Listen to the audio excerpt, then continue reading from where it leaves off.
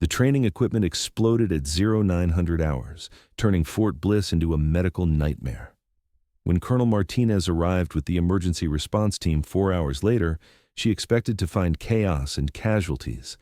Instead, she found Navy Hospital Corpsman Maria Angel Santos standing beside 23 stabilized soldiers, having single-handedly managed the entire crisis while the base medical facility was offline. Welcome to Hidden Story, where we uncover the extraordinary lives hiding in plain sight. Before we dive into this powerful story of one woman's heroism during a catastrophic training accident, tell us in the comments where you're watching from, because we read and respond to every single one. And if you believe stories like these deserve to be remembered, hit that subscribe button and help us ensure they're never forgotten. 23 wounded soldiers, destroyed medical equipment, and no backup support.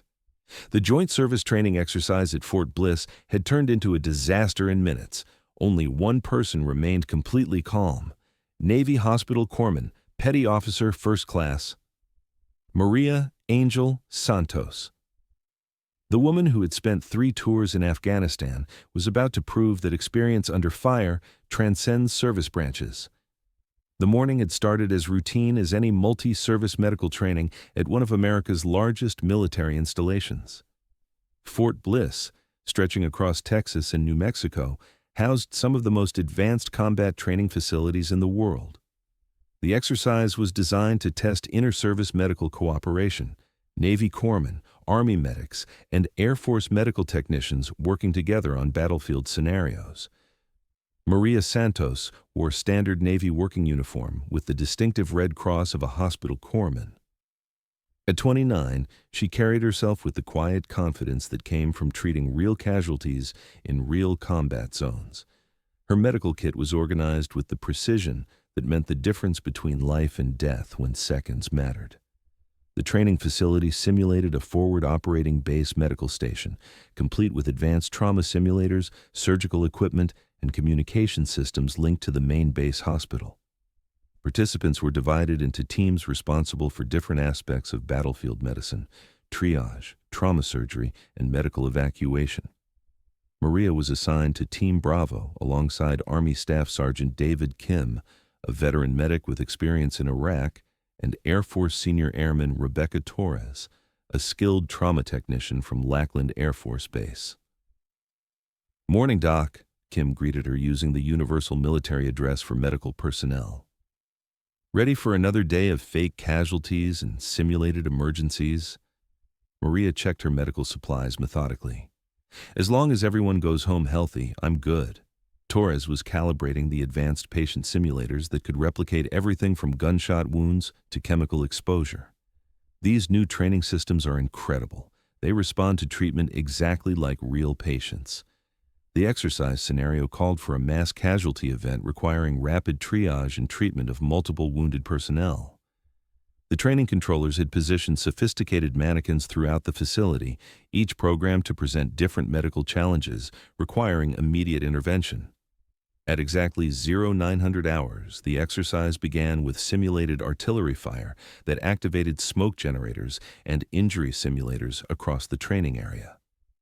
Medical teams immediately implemented standard triage protocols, moving between casualties and making treatment decisions.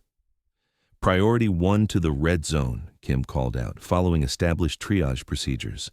"Walking wounded to green, urgent cases to yellow."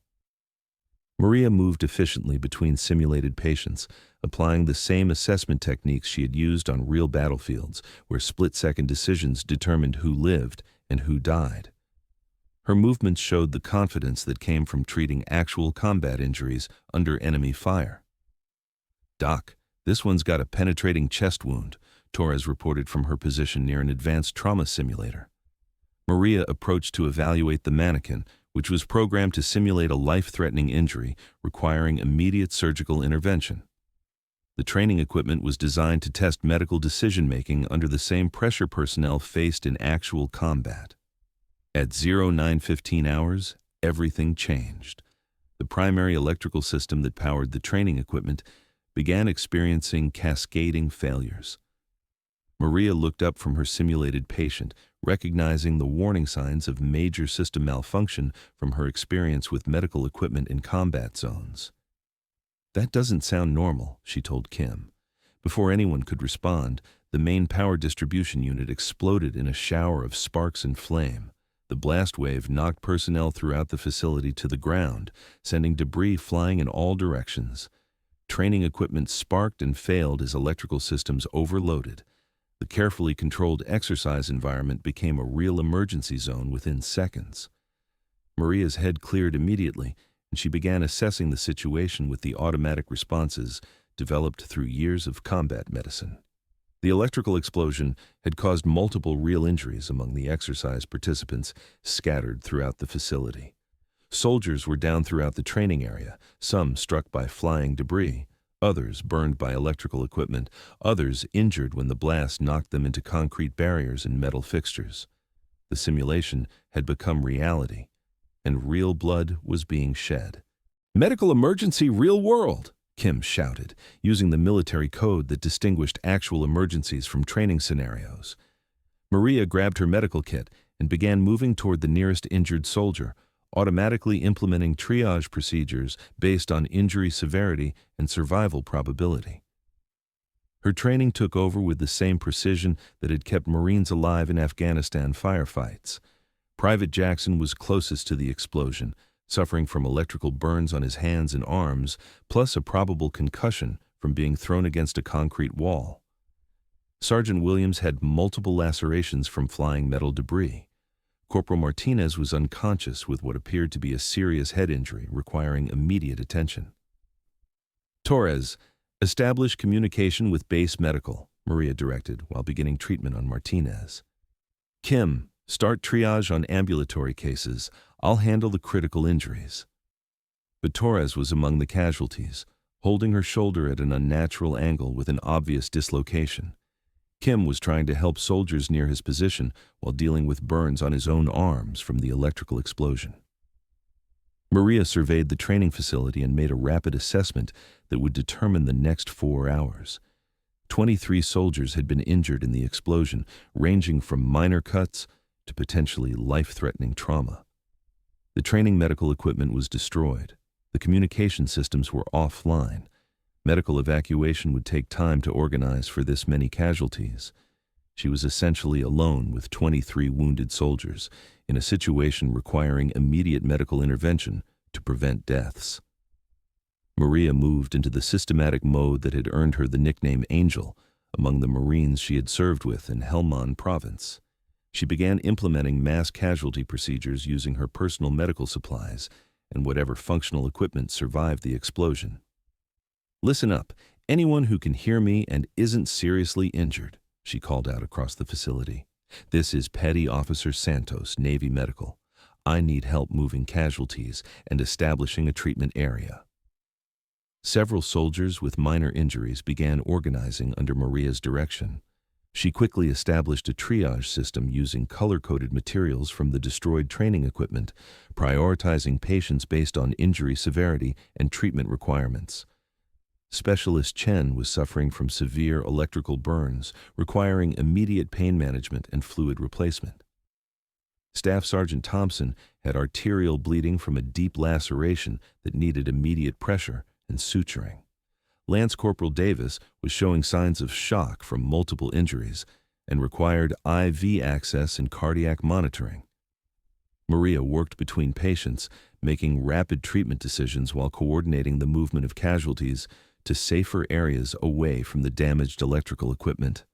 Her experience treating combat injuries allowed her to improvise solutions using training materials that weren't designed for actual medical emergencies.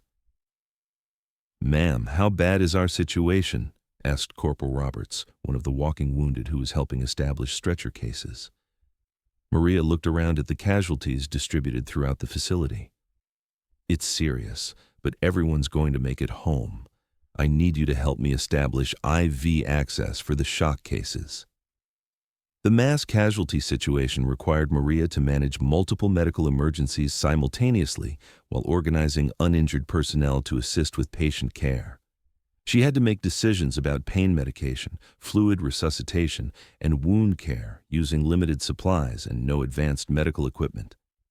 For 4 hours, Maria maintained a medical operation that kept 23 soldiers alive using improvised techniques and equipment adapted from her combat experience.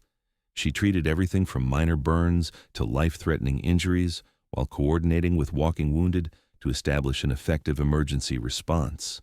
At 1300 hours, Colonel Patricia Martinez arrived with the medical evacuation team that had been organized after communication was restored with the main base.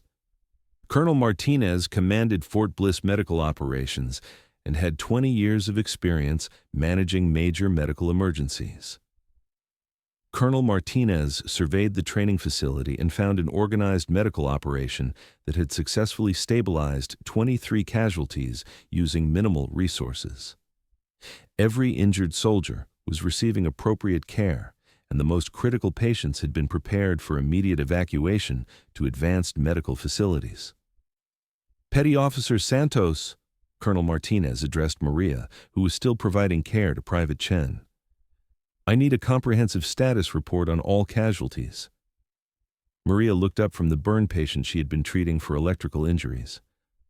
Ma'am, 23 total casualties from the electrical explosion, 6 critical requiring immediate evacuation to burn center and trauma surgery, 11 serious stable for transport to base hospital, 6 walking wounded with minor injuries treated and released.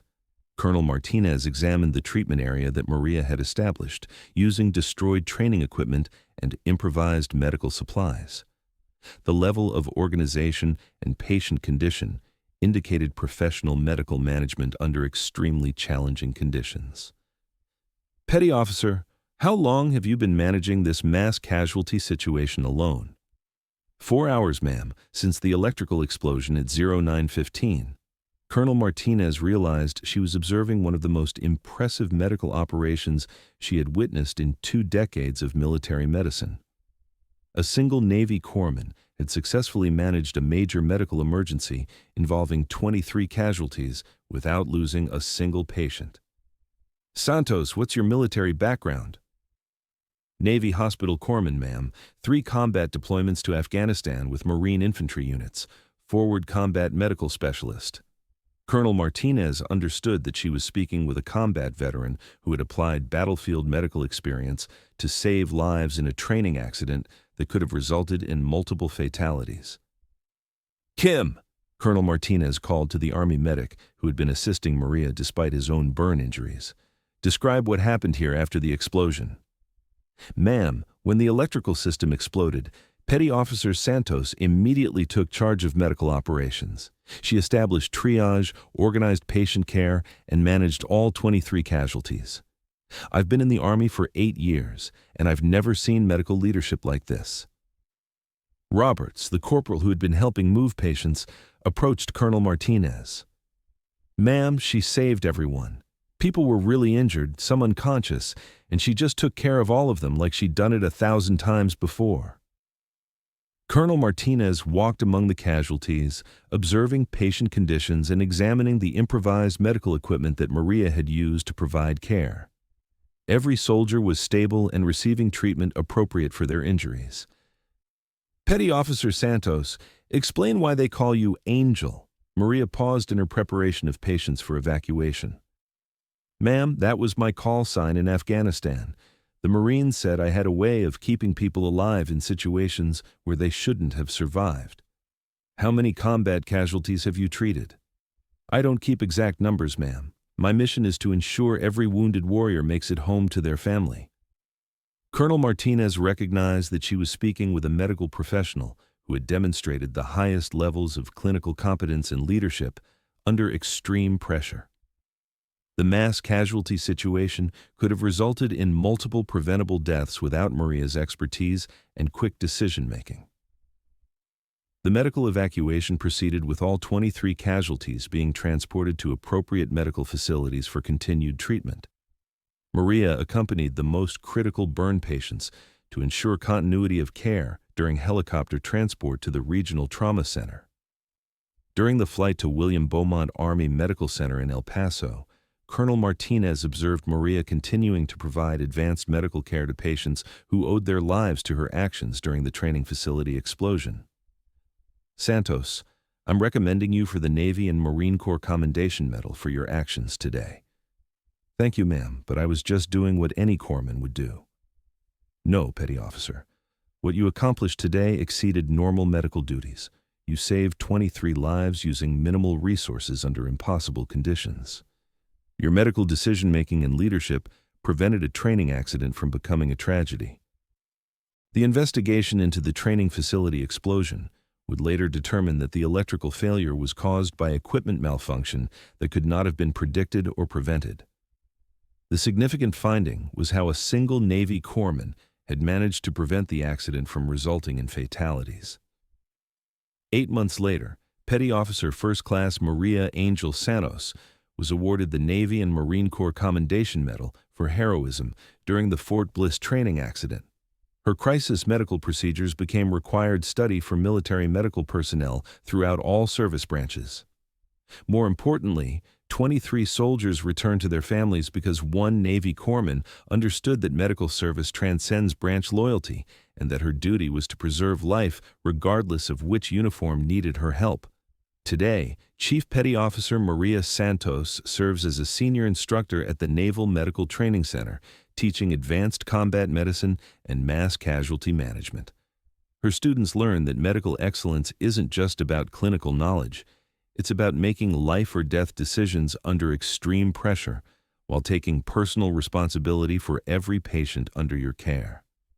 Her philosophy is simple. In combat medicine, your patients don't care about your rank, your service branch, or your personal comfort. They care about whether you have the skill, knowledge, and determination to keep them alive until they can get home to the people who love them. The soldiers who were at Fort Bliss that day learned that sometimes the most powerful force in any military is a combat medic who refuses to accept that anyone under her care won't survive to fight another day. If this story moved you, please hit that subscribe button and share it with others. Help us ensure these tales of quiet courage and hidden heroism reach the people who need to hear them. Thank you for watching. We'll see you in the next story, where another hero waits to be recognized.